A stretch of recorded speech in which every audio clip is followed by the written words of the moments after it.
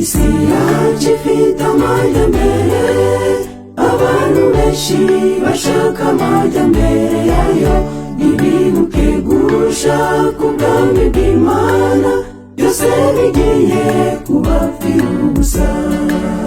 Bashaka amajyambere, amajyambere y'icyubahiro, reka sinakubwira ibyahanuwe byose byarasohoye, tureke iby'isi bizashira vuba. Bashaka amajyambere, amajyambere y'icyubahiro, reka sinakubwira ibyahanuwe byose byarasohoye, tureke iby'isi bizashira vuba.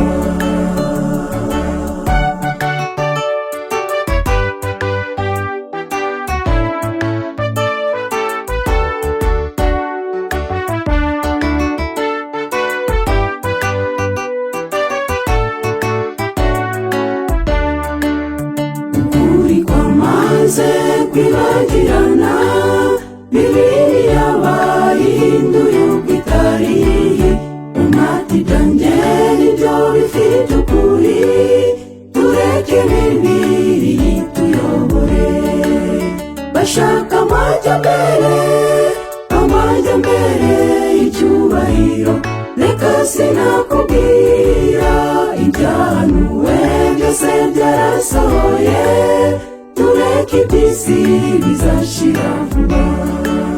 Bashaka amajyambere, amajyambere y'icyubahiro, reka sinakubwira ibyahanuwe byose byarasohoye, tureke iby'isi bizashira vuba.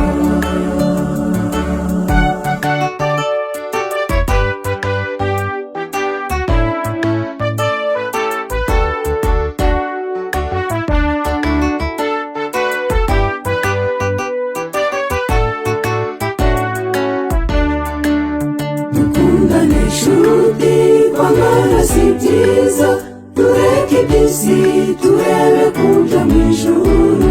Gukundana si byiza, tworoherane, gukorera Imana si uguhangana. Bashaka amajyambere, amajyambere y'icyubahiro, reka sinakubwira ibyahanuwe byose byarasohoye, tureke iby'isi bizashira vuba. Bashaka amajyambere, amajyambere y'icyubahiro, reka sinakubwira ibyahanuwe byose byarasohoye, tureke iby'isi bizashira vuba. Bashaka amajyambere, amajyambere y'icyubahiro, reka sinakubwira ibyahanuwe byose byarasohoye, tureke iby'isi bizashira vuba. Tureke iby'isi bizashira vuba, tureke iby'isi bizashira vuba.